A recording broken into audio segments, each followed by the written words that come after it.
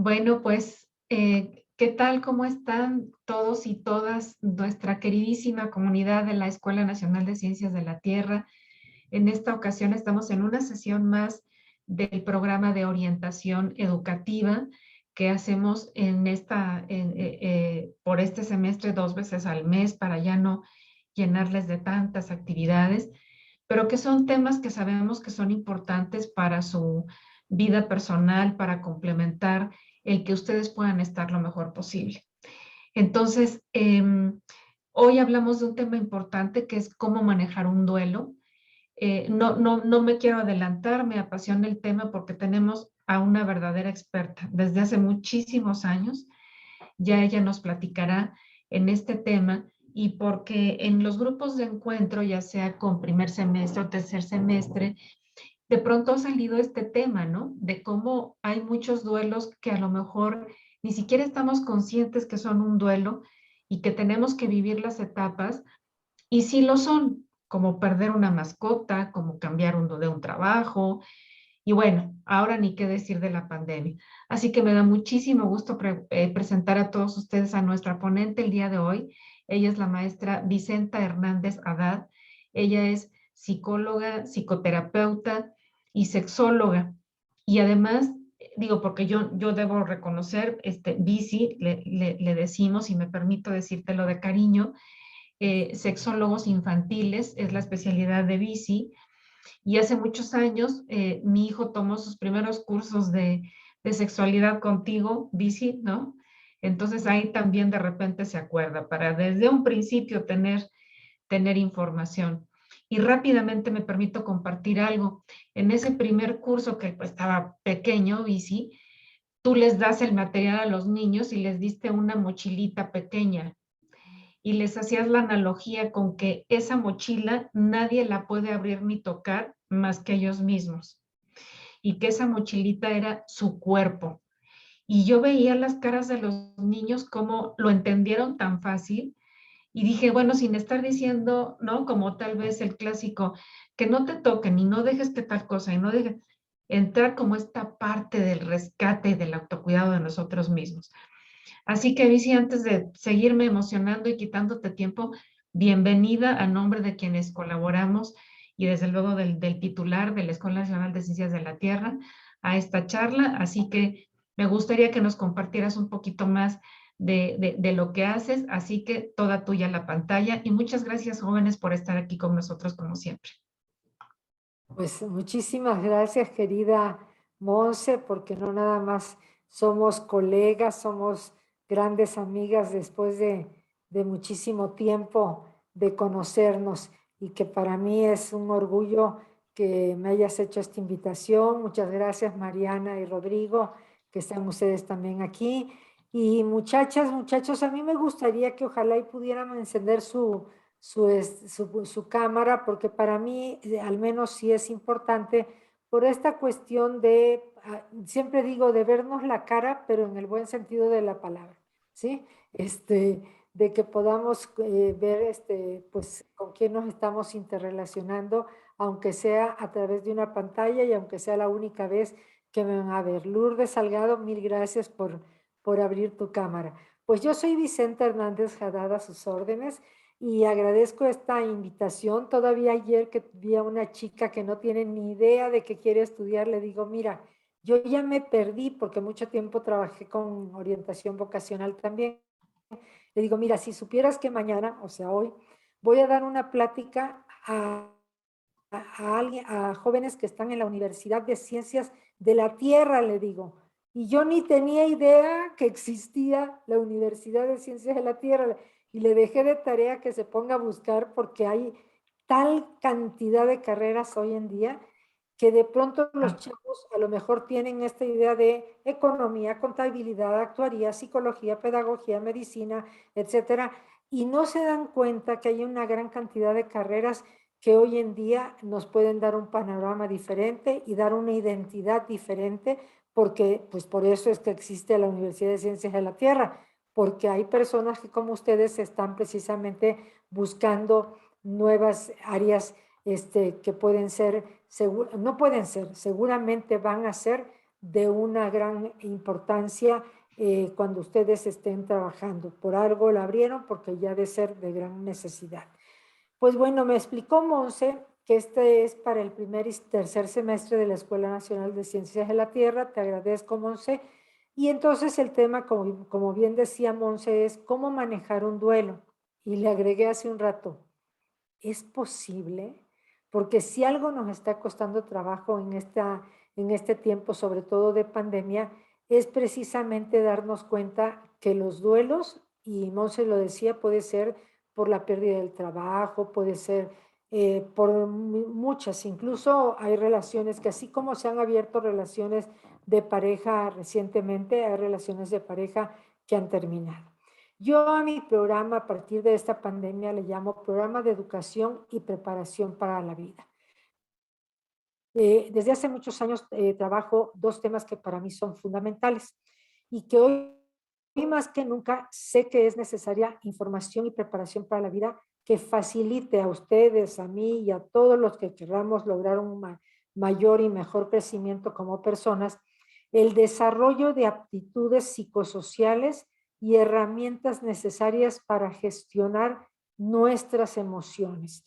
Esto de gestionar nuestras emociones son palabras que se usan de unos añitos para acá, en el sentido de a ver cómo gestiona cada uno. Si aquí en este foro, por llamarle de alguna manera, estuviéramos 15 personas, no necesariamente Rodrigo va a manejar o a gestionar sus emociones como Lourdes, o Lourdes como yo, o como Susi, o como Mariana, etcétera, porque además cada una de nosotras tenemos nuestra propia identidad, nuestras propias necesidades y nuestros propios anhelos, que yo creo que por eso es importante respetar desde muy niños y niñas qué es lo que les identifica, desde cómo ser un niño o una niña, ¿sí? Cómo se sienten más identificados, hasta pues de qué color quieres la playera, el traje de baño, el color del cabello, etcétera.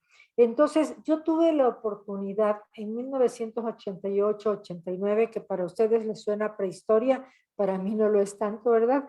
De conocer a una gran tanatóloga colombiana en el primer congreso nacional o internacional de tanatología que hubo en México. Y la doctora Isa Fonnegra de Jaramillo, que tiene libros extraordinarios sobre duelo, decía que por décadas había planteado que los niños desde muy pequeños sufren, lo cual no es ninguna novedad, ¿verdad? Chicos y chicas están expuestos al dolor, a las separaciones y pérdidas. Cuando yo digo no es ninguna novedad, no quiere decir que no es importante lo que nos aporta la doctora. Estoy diciendo que es precisamente ese es el problema que tenemos en sociedades como México, que ante el tema de la muerte hay muchísimos prejuicios, tantos como los que encontramos con el tema de la sexualidad. Y la misma doctora Fonnegra dice que así como se hacen programas de educación sexual para preparar a los niños, vean cómo el género ha cambiado. Esto fue 88-89. Entonces dice preparar a los niños. Hoy en día diríamos a los niños, a las niñas, y muchas personas utilizan niñas. A vivir en el futuro una sexualidad plena, asimismo debe abrirse campo a la educación para la muerte. Si no nos preparan para la sexualidad, que tiene 4 áreas maravillosas que son identidad de género, vinculación afectiva, parentalidad y erotismo, imagínense si eso es lo cotidiano que vamos viviendo en nuestro desarrollo. Imagínense lo que es hablar del tema de la muerte en nuestra sociedad. Yo les quiero compartir cuál ha sido mi percepción, mis observaciones en jóvenes desde la infancia durante esta pandemia.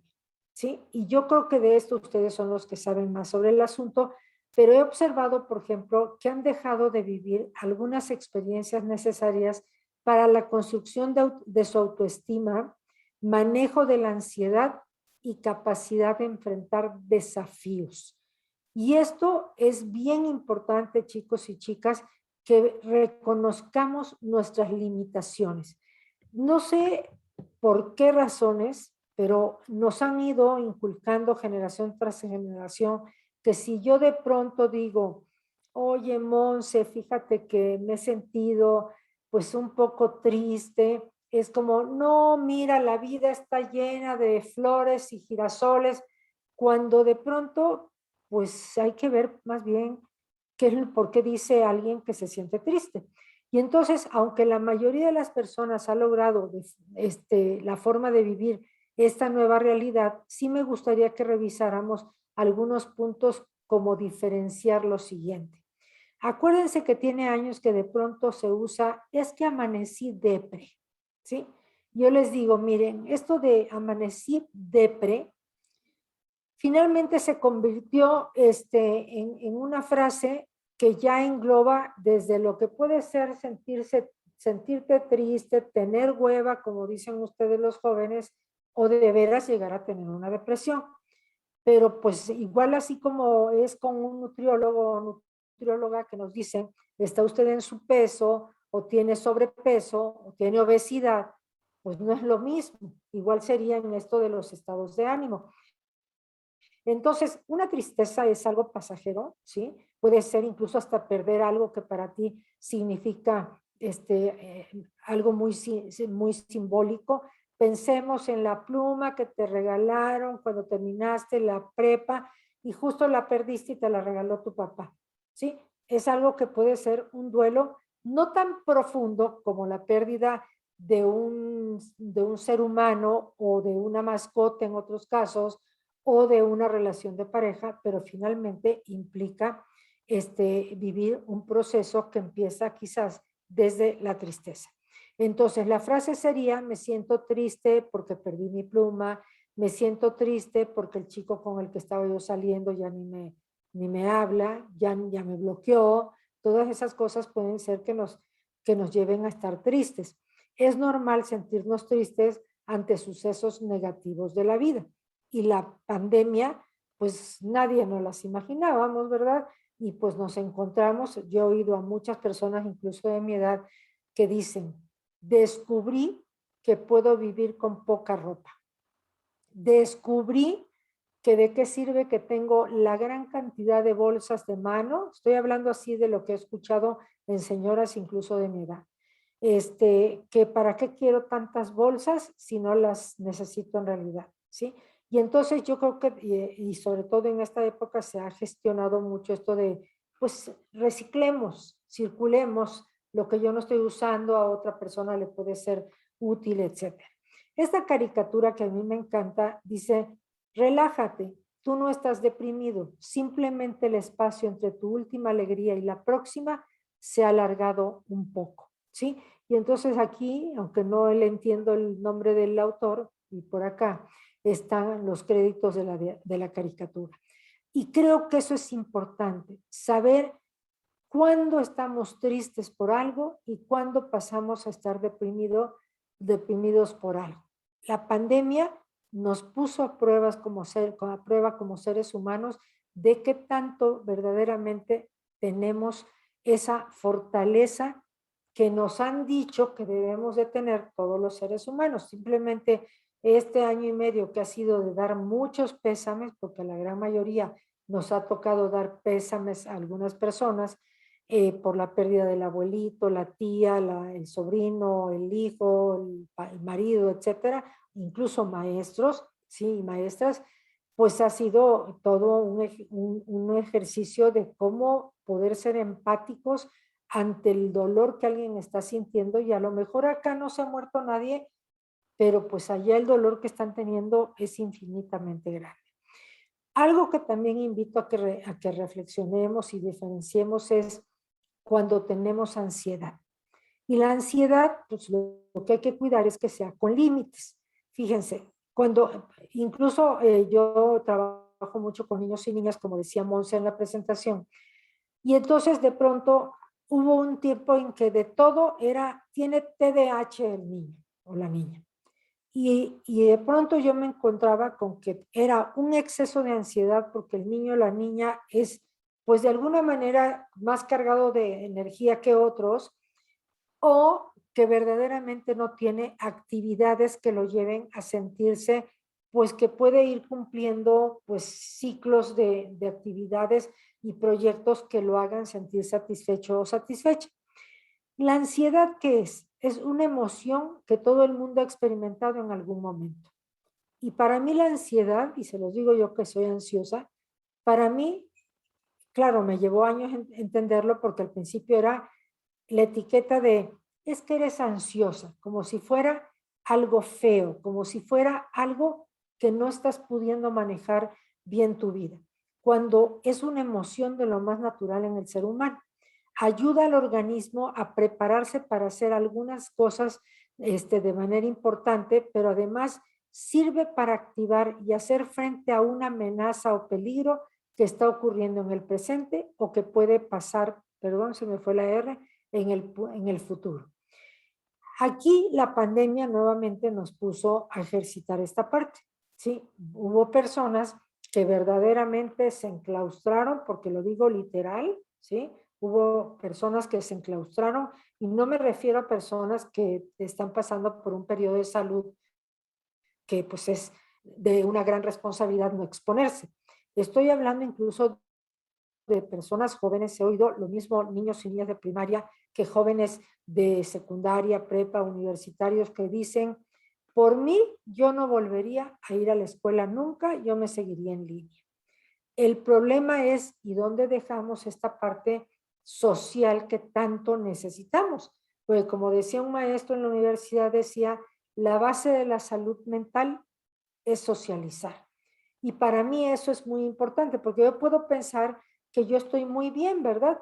Pero cuando salgo y socializo con Mariana, me doy cuenta, pues que Mariana tiene una disciplina muy grande, que traigo un desorden en mi vida, que no estoy aprovechando mi tiempo, y eso me confronta y me hace que yo revise de qué manera puedo eficientar lo que estoy haciendo.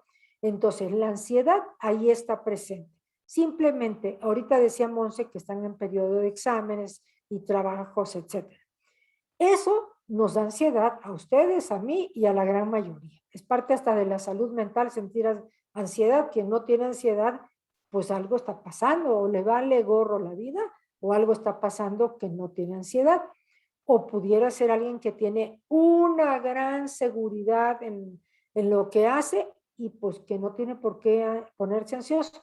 Pero conozco a muchos y a muchas que no tienen ansiedad, pero el lunes regresan con que tienen cero y dices, ah, pues ahí no hay congruencia, no estabas ansioso, preocupado por el examen, pero reprobaste y todavía le dicen a la mamá, relájate, ¿cuál es el problema? Me quedan 12 meses todavía para promediar y no sé qué. Y yo digo, no, no es relájate, es cómo estás manejando tu proyecto para que verdaderamente haya congruencia entre lo que estás estudiando, lo que estás realizando para los trabajos finales, etcétera, y el promedio que te van a poner, porque ya saben que cuando son maestros y maestras es que Monse le tiene mala voluntad a mi hija, es que Mariana ya la agarró contra mi hijo, y entonces, pues por eso salió mal. Entonces, la ansiedad forma parte de algo que nos está alertando de que hay que trabajarle duro por ahí.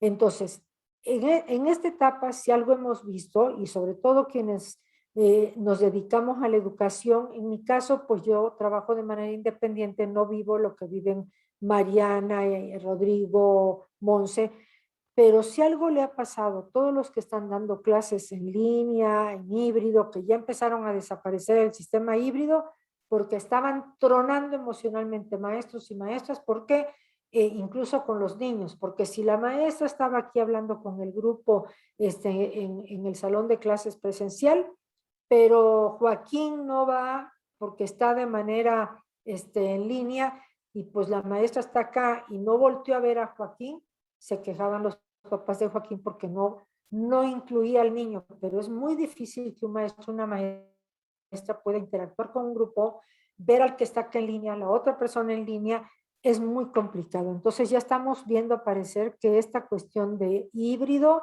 se va a ir disminuyendo en muchas poblaciones escolares. Entonces, este burnout al que me refiero es la excesiva carga de trabajo y horarios desmedidos que no nada más maestros y maestras, Ustedes como alumnos y alumnas lo están viviendo, pero también hay que ver, muchachos, si sí están siguiendo los horarios que necesitan seguir.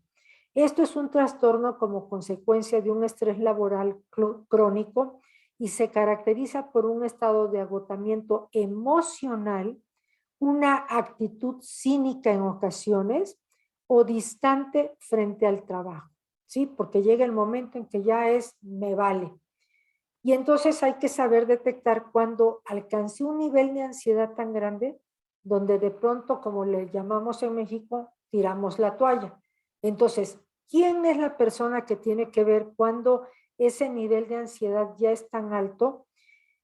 Pues cada uno de ustedes, yo misma, y que revisemos si no será que me pasé en los videojuegos después de que terminé clases de 7 a 2 de la tarde, por decir un horario, comí y me puse en los videojuegos de 4 a 10 de la noche. Y a las 10 quiero hacer el trabajo que dejó Monse, Mariana, y digo, ya no puedo con esto. No, ni tú ni yo vamos a poder. ¿Por qué? Porque estás utilizando demasiadas horas en videojuegos o en el chat con las amigas o en ver TikTok o no sé qué cosas, y entonces esto te puede llevar a un desgaste emocional y por eso es importante revisar si estamos siendo honestos con nosotros mismos. La depresión, en cambio, ya es intranquilidad y además de manera constante, pensamientos catastróficos, falta de motivación por semanas o meses, ya cuando yo he estado viendo, porque también atiendo mi consultorio, familias que dicen, es que primero pensábamos que era la pandemia y después que porque no vio a los amigos en el fin del ciclo escolar de hace un año, pero ya vimos que no ha logrado levantar la energía. Y entonces, pues sí hay que atendernos porque ya no fue un periodo corto, sino que se está prolongando. Puede llegar la depresión para quienes en algún momento de nuestra vida hemos tenido depresión, puede llegar a ser una enfermedad terriblemente implacable, sobre todo si no nos atendemos. Cuando alguien está deprimido y te dicen, échale ganas, eso es un error. No es de echarle ganas. La depresión es como si te dijeran, échale ganas para que se te baje la presión o para que se te quite la diabetes. No. La depresión, al igual que otras enfermedades, es una enfermedad que hay que atender, causa un sentimiento de tristeza constante y una pérdida de interés en realizar diferentes actividades. Por eso es que ustedes están viendo cuántos compañeros, compañeras quizá están abandonando el semestre, bimestre o como sea. Acabo de ver hace unos días una chica que entraron en agosto a la UNAM a estudiar medicina. Yo la vi ahora en octubre, son 2 meses. En su grupo eran 50 y en 2 meses quedan inscritos 40. Es un mundo de alumnos los que se dieron de baja. No es lo que yo esperaba. Yo pensaba que íbamos a ver otras cosas. No es lo que yo me veo haciendo el resto de mi vida. Y te digo esto porque a lo mejor te está pasando ahorita con la carrera que estás cursando. Cuando yo entré a psicología, pues que ibas a tener una rata a tu cargo en el laboratorio y yo, bueno, el olor al laboratorio y cuidar a la ratita, bueno, para mí era de las cosas más terribles. Si yo me hubiera dejado llevar porque no, yo no quiero ver esto el resto de mi vida, yo nunca más he vuelto a ver ratas en mi vida más que el día que se metió una rata en mi casa. O sea, no era parte de mi carrera en lo cotidiano, en mi desarrollo profesional, pero era una materia importante cuando estudié en la universidad. Igual ustedes a lo mejor llevas 7 materias y 5 no te están gustando, ¿sí?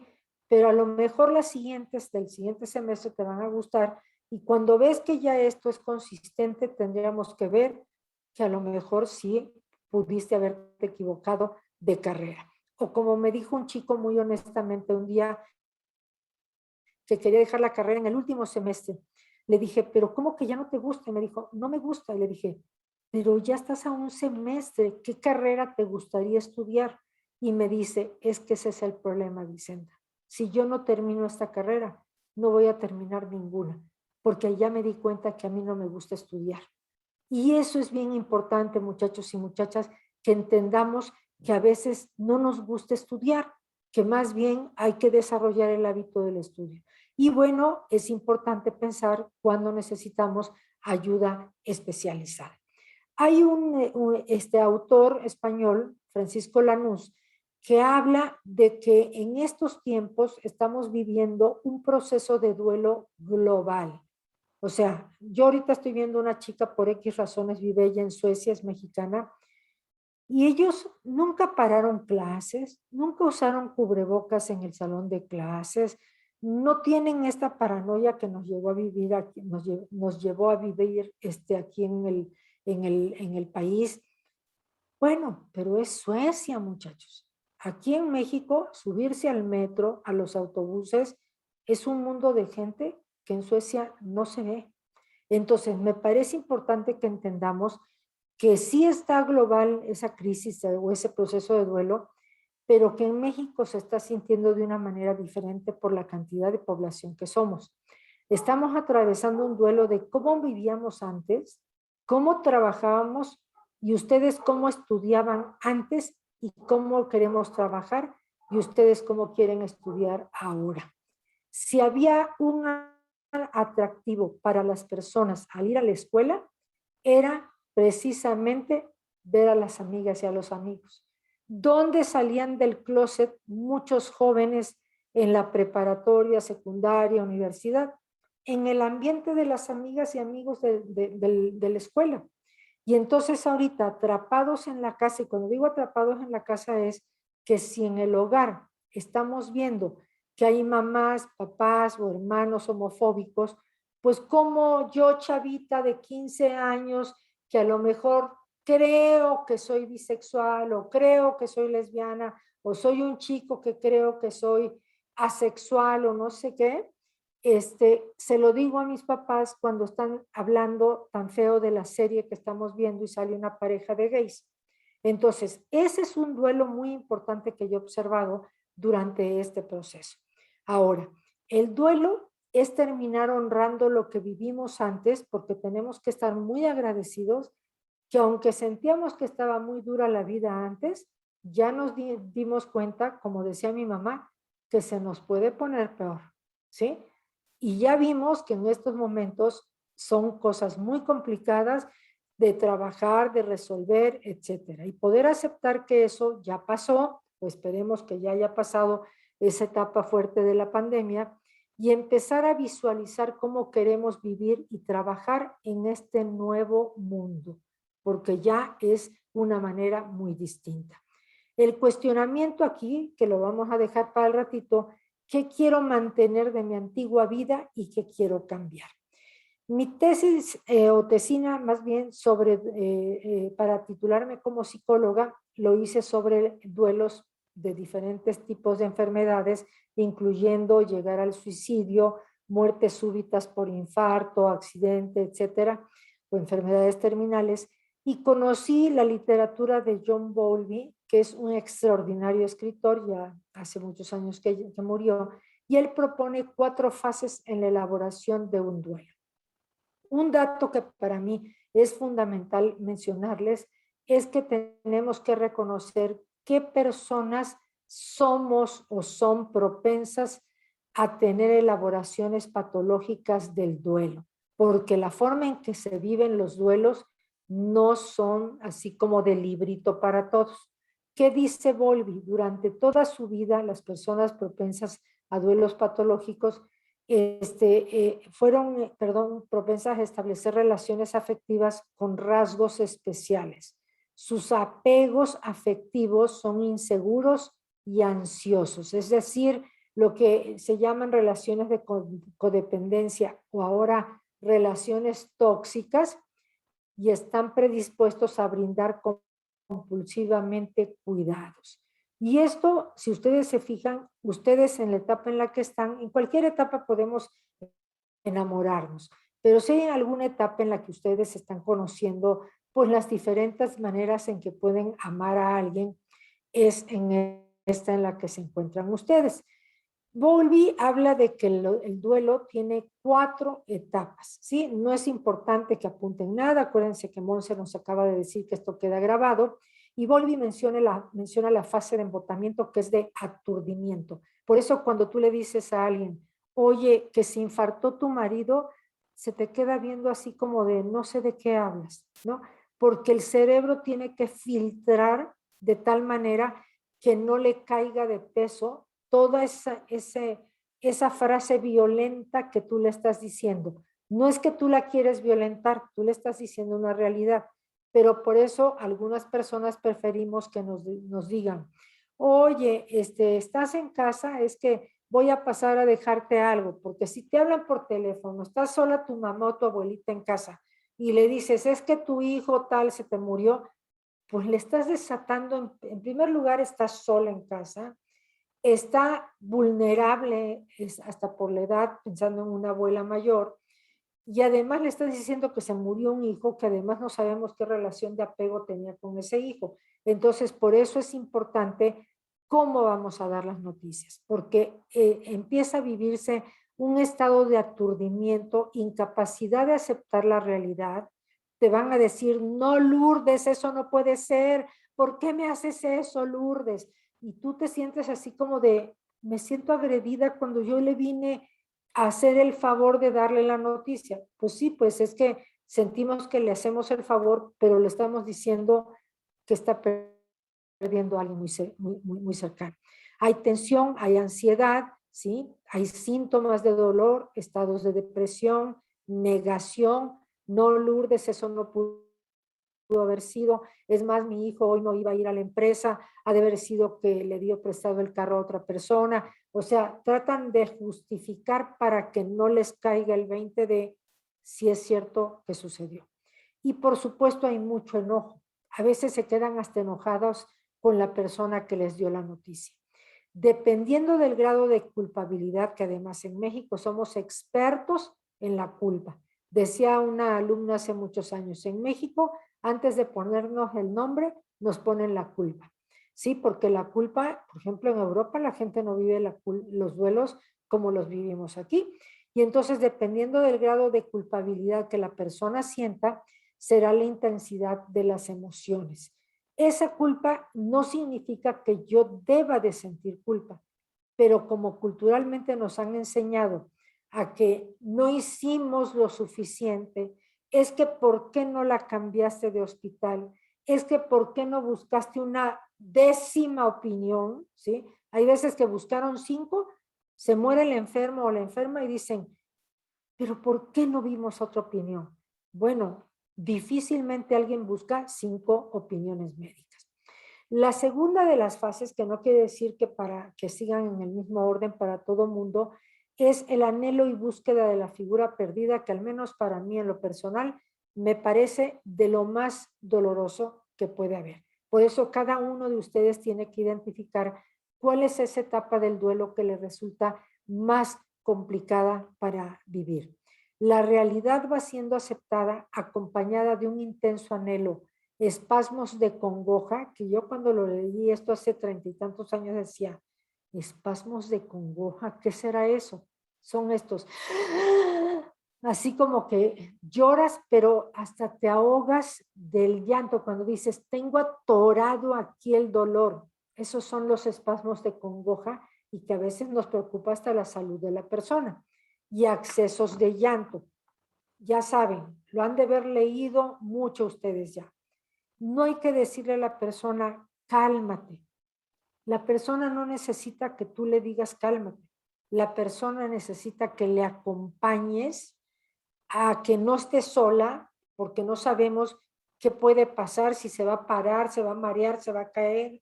Entonces necesita que tú estés ahí con esa persona para ver en qué la puedes escuchar. Y si reconoces, porque se vale que uno reconozca, no tolero el dolor de esta persona, siento que me enloquece ver su dolor, y le llamas a otra persona para que acompañe a quien está viviendo esto. Hay una gran inquietud, pensamientos obsesivos e insomnio. Es esto de que incluso ya se quieren dormir y hasta se paran al cuarto de la hija que murió, por decir en el caso de hijos o del marido, y entonces dicen, ay, tanto que agarraba el control de la tele, y esta era la tacita en la que se servía su café todas las mañanas, y entonces agarran como estas cosas obsesivas de estar haciendo rituales, que por supuesto que si lo hacen de noche, pues se les va el sueño. Se alternan la aceptación y la incredulidad. Después viene la desorganización y desesperanza. No hay ninguna de los cuatro fases que digamos que ahí es la más bonita. Ninguna, muchachos y muchachas. Es muy doloroso todo este proceso. Aquí, al aceptar la realidad y no encontrar quizá el nuevo papel que debe desempeñar, se crea un estado de confusión que puede ir acompañado de síntomas físicos y mentales. Les voy a poner un ejemplo, porque además tenemos poco tiempo, un ejemplo concreto que pocas personas lo cuentan o lo platican porque les da vergüenza o les da miedo a que crean que están enloqueciendo.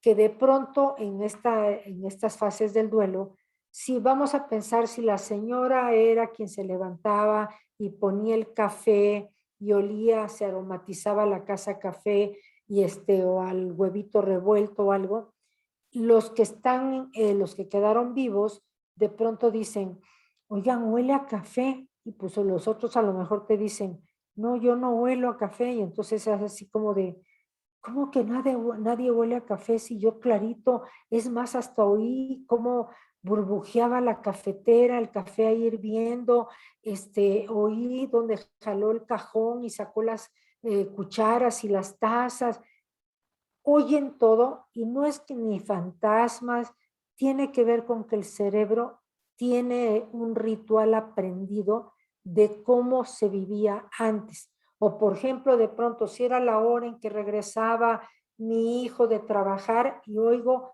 que se abre el portón o la puerta y digo, entonces no murió, oí el portón y hasta bajan y checan y dicen, no, entonces solo me lo imaginé, pero esa parte no la cuentan muchas personas porque dicen, van a creer que estoy enferma y no lo estoy. Y tenemos que saber que es parte del proceso de duelo.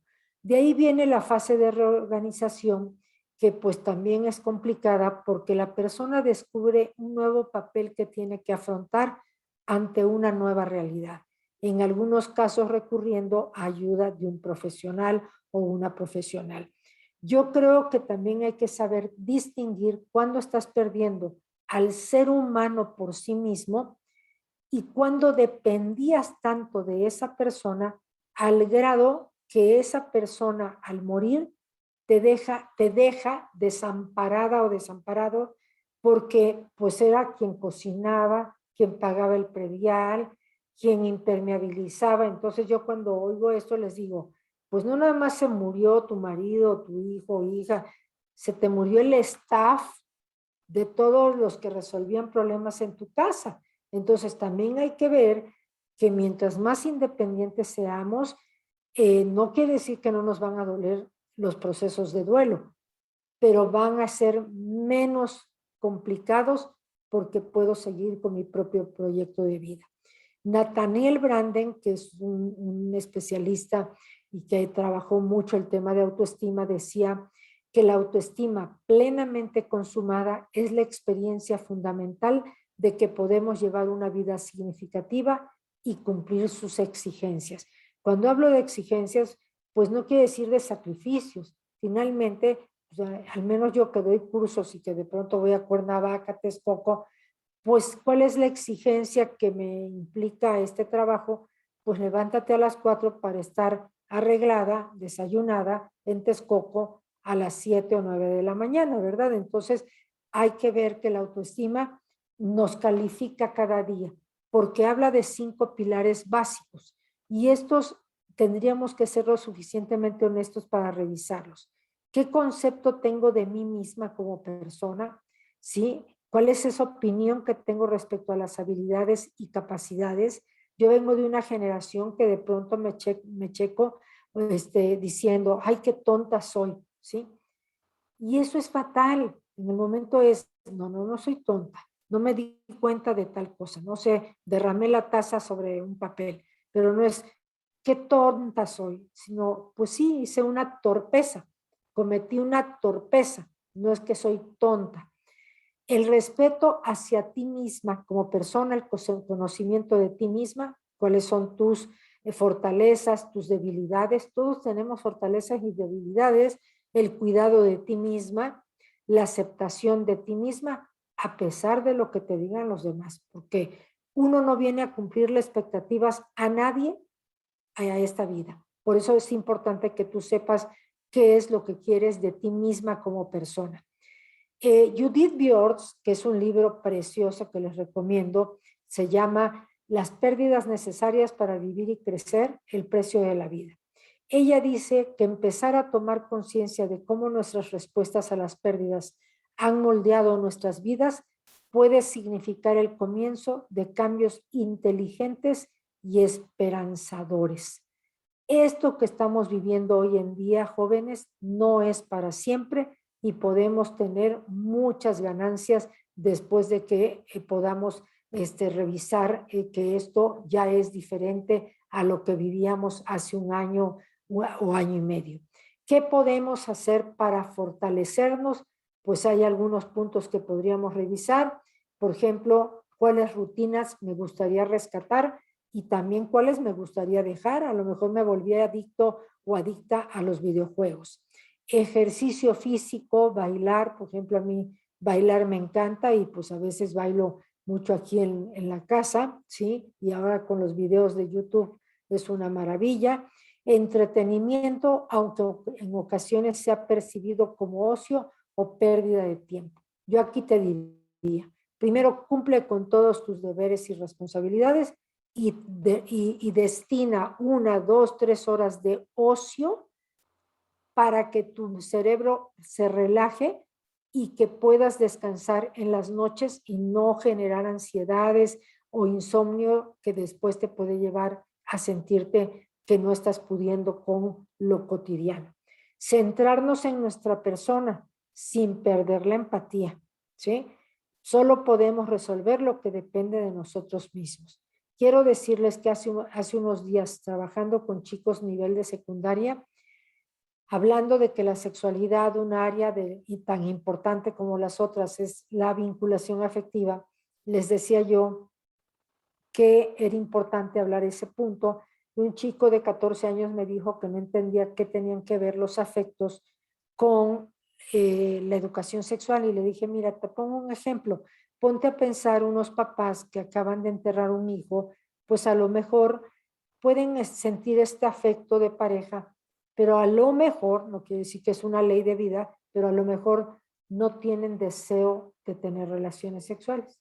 Y el chico me dijo, ¿y eso qué tiene que ver que se les murió un hijo? ¿Por qué no van a poder tener sexo? Y ese punto, muchachas y muchachos, estoy trabajándolo muy fuerte con jóvenes porque uno no es un objeto de placer nada más, ¿sí? No es una fuente de erotismo nada más. La gran mayoría vinculamos toda la parte del erotismo al afecto, a la confianza, al que estemos de alguna manera con un cuidado mutuo. Y finalmente, preguntarte a ti misma, a ti mismo, si las actividades que estás realizando te están generando bienestar. Para concluir, chicas y chicos, no podemos llegar a ser personas individualizadas, responsables, relacionadas con otros seres humanos sin estar sujetos a las pérdidas, a partir y a dejar partir a los demás. Esto se los menciono porque frecuentemente se escucha la frase de ¿por qué a mí? Y como dijera hace años una hermana que tuvo cáncer de mama, cuando alguien le dijo, pero ¿por qué a ti, fulanita? Mi hermana le dijo, ¿y por qué a mí no? ¿Sí?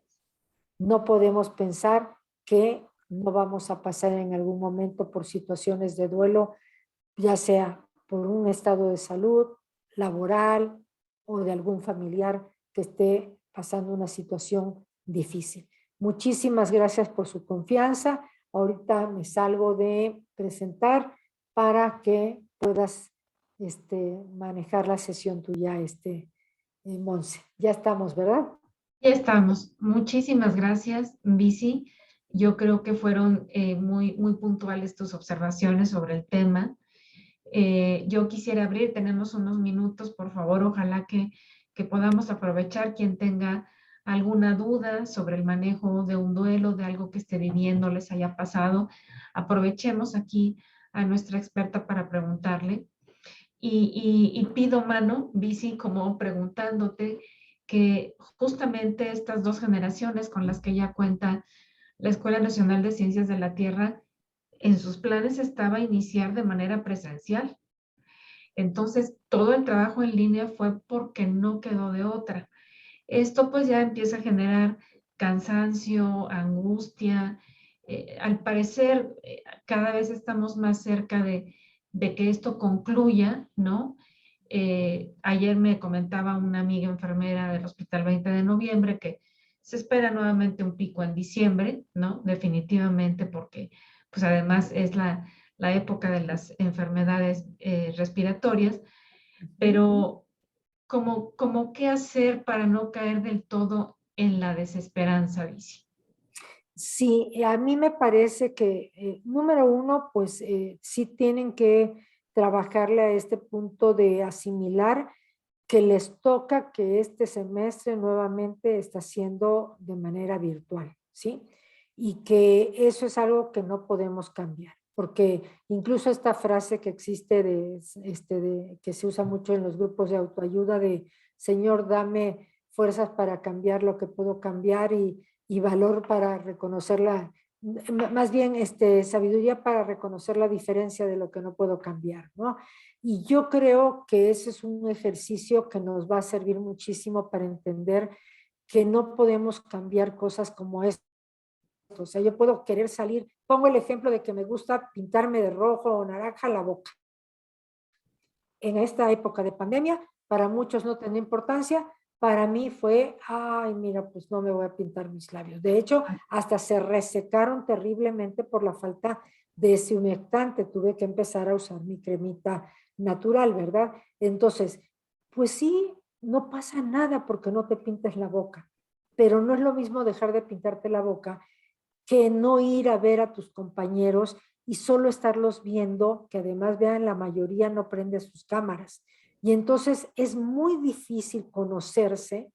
Conozco chicas y chicos que dicen, pues es que no he hecho amistades porque muchos ni prenden la cámara.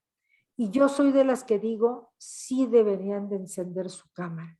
Todos tenemos el mismo derecho de vernos, ¿sí? Porque además es la manera de conocernos un poco físicamente y de ver nuestro lenguaje corporal, ¿sí? Si estoy triste, si estoy poniendo cara como de qué hueva esta mujer lo que está diciendo, ¿sí? Y a lo mejor es porque es su resistencia y no quiere conectarlo con que el abuelito se está muriendo, o verdaderamente está tan poco empática la persona que cree que pues eso está tan lejano a su vida, cuando los duelos, muchachos, mientras haya vida, vamos a vivir duelos, ¿sí? Incluso uno de los precios más grandes que tiene ser longevo en la vida, ¿sí? Es que más pérdidas vas a tener, ¿sí? Recuerdo a la tía de mi esposo que murió de 89 años y que entonces decía, ya enterré a todos mis hermanos, a mis papás y a mis amigos, y entonces a los 80 y tantos años hizo un grupito nuevo de personas de 80 años más o menos, porque ella, que pensó en envejecer con sus amigos y hermanos, pues los fue dejando en el camino. Entonces, ahorita ustedes están muy jóvenes, pero todavía les va a tocar ver que en la vida, por accidentes de mil formas, pueden suceder pues estas pérdidas tan dolorosas en nuestras vidas, ¿sí? Muchas gracias, Bici. Aquí por el chat, Lourdes Salgado dice, yo tengo una pregunta, ¿cómo saber si ya terminé mi duelo? Mira, aunque muchos especialistas cuestionan esta respuesta, Lourdes, yo sigo pensando, y este año tuve dos pérdidas muy fuertes en mi vida y lo sigo pensando todavía más. y lo pienso desde hace 30 y tantos años que estudio este tema de duelos y pérdidas.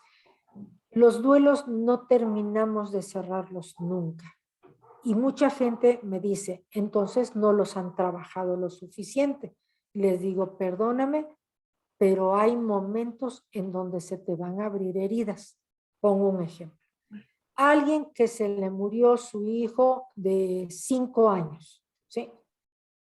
Pues todo ese grupo donde iba su hijo va a terminar kinder, va a terminar primaria, secundaria, prepa, y esa mamá y papá va a decir, ay, José Manuel estaría terminando kinder. Ay, ya se estaría recibiendo igual que sus amigos de todos esos años que vivió. Y entonces cualquiera diría, ay, pero si murió a los 5 años. Ah, sí, murió físicamente, pero el vínculo, por eso es que dicen, al morir una persona muere físicamente, pero ¿dónde la vamos a conservar? En nuestros sentimientos, en nuestros recuerdos. Por eso es que no va a morir nunca en la vida de uno, porque va a vivir tanto como uno quiera que siga viviendo para nosotros, ¿sí? Incluso hoy en día hay especialistas que ven niños y niñas que hoy en día a los 2, 4, 5 años están diciendo, mi papá se murió, ¿sí? O mi tito, como fue el caso de mi familia, que la niña de 2 años a todos los que veía decía, mi tito se murió del colachón, ¿sí? De 2 años de edad. Y mi tito se murió del colachón. Y entonces, para la niña, a los 2 años ya aprendió que la gente se puede morir del corazón. Porque si le hubiéramos dicho que vino un angelito y se lo llevó, va a odiar a los angelitos. O esta parte donde dicen, Dios necesitaba seres maravillosos junto a él. Y entonces dicen, pues maldito Dios, porque así lo dicen muchos niños y niñas. Maldito Dios, ¿por qué se llevó a mi papá? ¿Por qué me quitó a mi mamá? ¿Por qué se llevó a mi hermanito? Entonces me parece bien importante que no utilicemos así como estamos formados físicamente hombres y mujeres y que decimos, ay, su pirrín, no, no es pirrín, es pene, son testículos, nalgas, vulva, vagina, igual es, no es que es un angelito, ¿sí? No, no es un angelito, ¿sí? Es un ser humano que murió, claro, es muy respetable quien quiera verlo como angelito, pero con el tiempo la persona se va a dar cuenta que no es cierto que se convirtió en un angelito.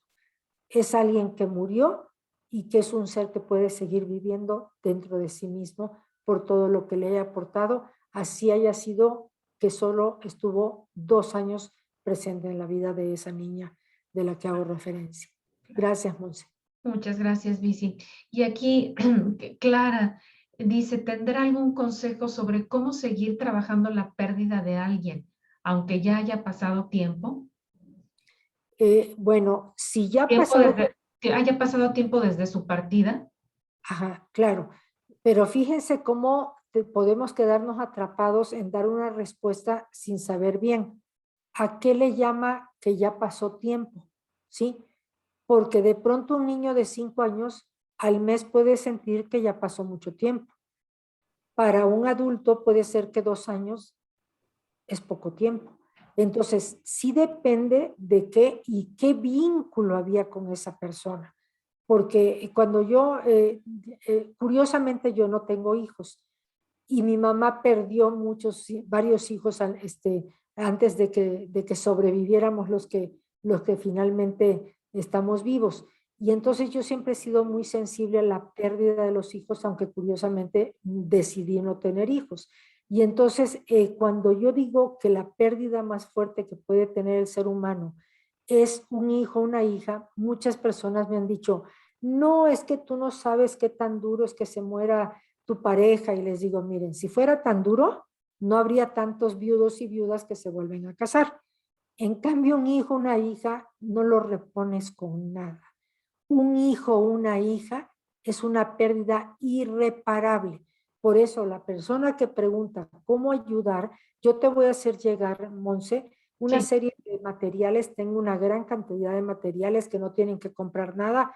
ahí te los voy a hacer llegar para que Gracias. vean videos. Están unos videos de la doctora Isa Fonnegra, que es una gran sabia del tema, ella colombiana, y hay muchos especialistas mexicanos, pero me parece importante que clarifiquemos qué es mucho tiempo y qué vínculo era, ¿sí? Ujú. Muchas gracias, Vici. Tenemos aquí una más, qué bueno que participan, muchas gracias. Dice, hola, buenas tardes. Ahorita que escucho la charla, me doy cuenta que estoy siendo muy duro conmigo mismo, ya que al no entregar una tarea o no adaptarme bien a las clases universitarias y en muchas circunstancias que estoy pasando, y yo mismo me implanto en la cabeza que debo ser el alumno perfecto. ¿Qué me recomendaría? Gracias. Lo primero es quién te dejó caer esa losa encima de esa expectativa de que tú tienes que ser el número o la número uno. Eso es importante, porque yo te puedo decir, la mayoría de las mamás y papás quieren que sus hijos sean el mejor estudiante, el más inteligente, el mejor ser humano, que sean heterosexuales, que se casen, que tengan hijos. Ah, bueno, esas son las expectativas de los papás y pues tienen derecho a tener sus sueños guajiros, les llamo yo, pero finalmente, si uno de ustedes es bisexual, tienen todo el derecho. Si en tu casa te dijeron que como tu papá fue un súper alumno, pero a lo mejor tú eres como fuimos muchos de 8, haciendo un gran esfuerzo el 9 y de pronto bajábamos al 6, sí, pero logramos ir sacando adelante nuestro proyecto, yo te diría, pues la cosa es estar satisfecha o satisfecho contigo mismo, no estar buscando cumplirle las expectativas a los demás, porque eso desgasta muchísimo al ser humano. Si yo estoy solo como para servirle a los demás respecto a lo que quieren, incluso hasta en los noviazgos, ¿sí? Ah, Es que mi novio me dice que me vería yo mejor si me pinto el cabello como una novia que tuvo. Ay, por favor. No entren en esos juegos, muchachos y muchachas. Cada uno tiene su identidad. Si a ti te gusta ponerte el mechón rosa, póntelo, pero no porque alguien te diga que quiere que le des gusto. Y de ahí nos podemos brincar hasta las relaciones sexuales. Acuérdense que la pornografía no es un manual de cómo tener intimidad sexual con una pareja. La pornografía es algo que algunos pueden disfrutar y tienen su derecho, pero cuando ejerzan la intimidad sexual en pareja, ¿dónde queda el consenso? Pues entre dos personas que van a interactuar y no se dejen jamás someter por nadie, ni en estudios, ni en erotismo, ni en amistades, ni en la cuestión de adicciones, ni en nada. claro. Muchas gracias, Vici, y a Dachel por su comentario. Dice entonces Lourdes, para ir cerrando, ¿es normal entonces que no hayan pasado todas las etapas del luto después de 2 años desde que murió mi ser querido? Pues sí, porque además no sabemos qué vínculo era y ni lo tienes que decir, quien lo haya preguntado. Lo que te puedo, Lourdes, a Lourdes, lo que te puedo decir es que, pues por eso, te voy a mandar también, no sé, un sí, videíto muy interesante sobre los apegos, porque ok, es importante saber qué tipo de apegos he desarrollado en mi vida a tu papá. Bueno, perder un papá y si además fue un extraordinario papá, porque hay de papás a papás, yo te diría, pues es un papá que vas a extrañar. No quiere decir que no sí, has superado el duelo, pero que tenías un vínculo y una convivencia con ese padre, que por ejemplo ahorita que vienen los rituales de Día de Muertos y Navidad y todo esto, pues cómo no se te va a remover. Por eso insisto que nunca se terminan de cerrar los duelos, porque a un papá como el que parece que tú tuviste, Lourdes, se le va a extrañar toda la vida. No lo vas a llorar todos los días, pero va a haber, por eso es que hay algo que se llama reacción de aniversario, que es que además como a lo mejor no murió para el Día de Muertos, pero el Día de Muertos no, de alguna manera nos arrastra a recordarlo, porque es hasta, yo creo que es muy, muy inteligente en México esto de, por si se te andaba olvidando que no has trabajado el duelo, ahí te va el Día de Muertos, ¿no? Para que le revisemos lo que no hemos revisado. Pero si además tienes todo este gran apego, que no quiere decir que sea malo, con un papá que fue extraordinario, pues es un momento de hacer ese ritual con todo lo que quieres, llorar todo lo que quieras llorar, hacer todo lo que hacías con tu papá que te pueda dejar satisfecha. Y si sigues así como con esta parte de a lo mejor de desamparo, de desesperanza, la vida no tiene sentido, ahí sí estaríamos hablando de que hay que buscar una atención especializada porque además de tu papá, hay muchos seres humanos que seguramente puedes tener vínculos fuertes para poder sobrellevar esa pérdida tan grande. ¿Sí? Claro. Y Vici, fíjate, también Dashel comparte. Es sano recordar a las personas que se marcharon recientemente y llorar o sentir felicidad o tristeza por ellos. Lo que pasa es que varias personas mencionan que debes de dejarlos descansar y superarlo. Yo no coincido con ese punto. A mí cuando me dicen, dejen de llorar porque hay que dejar, no los dejas descansar. Que me disculpen, pero cada quien se hace cargo de sus emociones.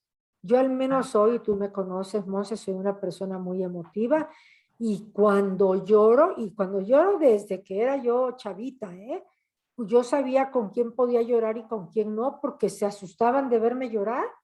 Me terminé con el primer novio y lo lloré 2 años a ese primer novio, lo adoré y entonces me volteaban a ver así como de, y está traumada. Pues aprendí a que no lloras con cualquier persona, aparte de que hay que ir a terapia, ¿verdad? ¿Por qué? Porque también depende de qué vínculo hiciste con esa persona, ¿sí? Y ese duelo, por supuesto que se cerró.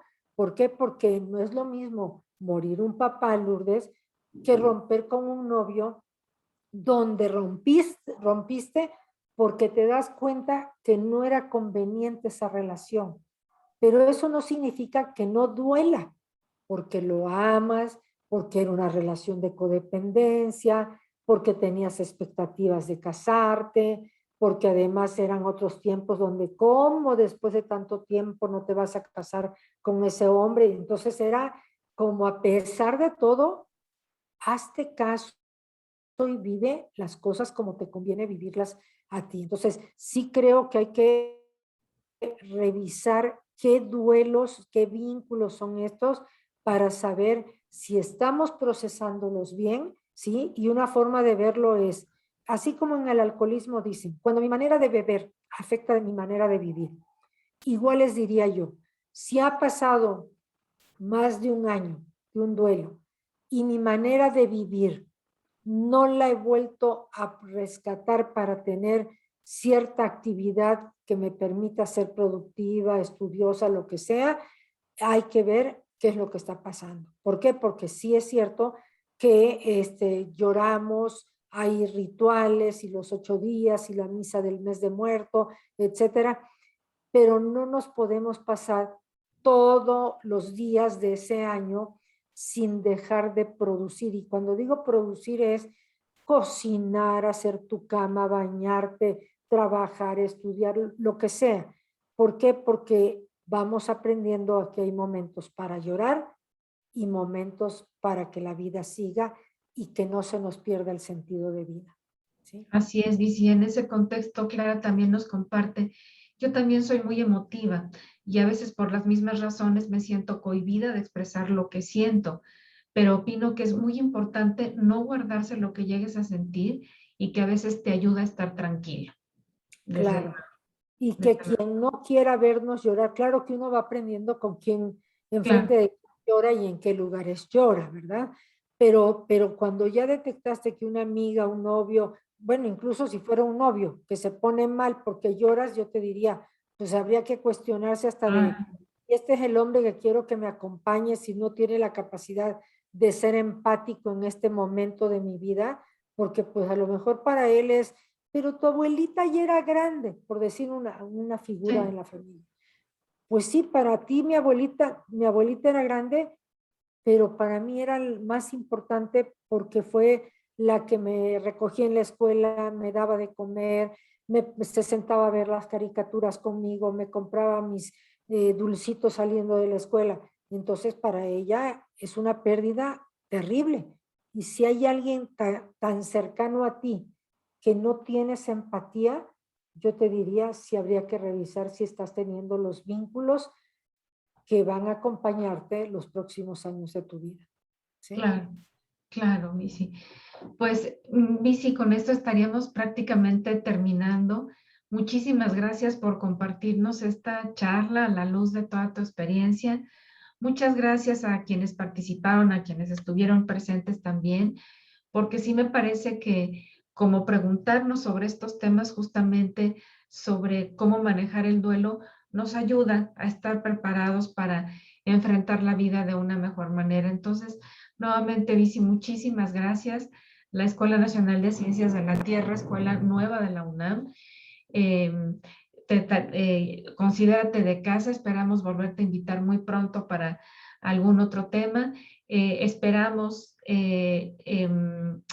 los materiales que me dices, yo veré la forma de hacérselos llegar, porque fíjate que tenemos un podcast con audios, Bici, de apoyo con temas psicológicos, entonces tal vez podemos por ahí pensar en algún tipo de blog o algún lugar donde subir estos materiales que son importantísimos. Y aquí, pues mira, a través del chat también te están agradeciendo. Cassandra, gracias por la plática, fue muy, muy importante. Carla Muñoz, Alan, muchas gracias. Así que, pues, muchísimas gracias, Bici, porque tenemos que aprender a convivir. Frida también te da las gracias. Aprender a convivir con los duelos y a tener las herramientas para sobrellevarlos de la mejor manera posible.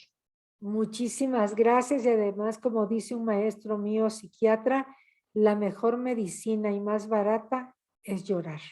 Así es. Hay momentos en los que nos toca llorar y mucho y que aprendamos en qué momento ya se está extralimitando al grado que me está imposibilitando tener una vida integral. Muchísimas gracias por esta invitación.